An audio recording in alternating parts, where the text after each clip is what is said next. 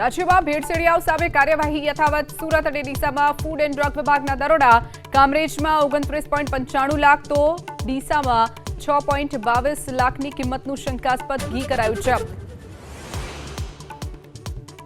Devgadh બારિયામાં DAP ખાતરના કાળાબજારી કૌભાંડનો પર્દાફાશ. બંધ ગોડાઉનમાંથી 400 ગુણી ખાતર જપ્ત કરાયું. સરકારી જથ્થો બારોબાર ખાનગી ગોડાઉનમાં ઉતારી દેવાયો હતો.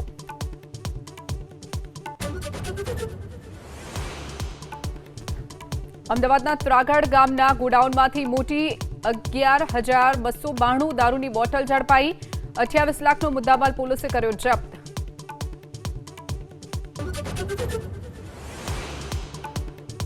રાજ્યમાં ભેળસેળિયાઓ સામે કાર્યવાહી યથાવત. સુરત અને ડીસામાં ફૂડ એન્ડ ડ્રગ વિભાગના દરોડા. કામરેજમાં 29.95 લાખ તો ડીસામાં 6.22 લાખની કિંમતનું શંકાસ્પદ ઘી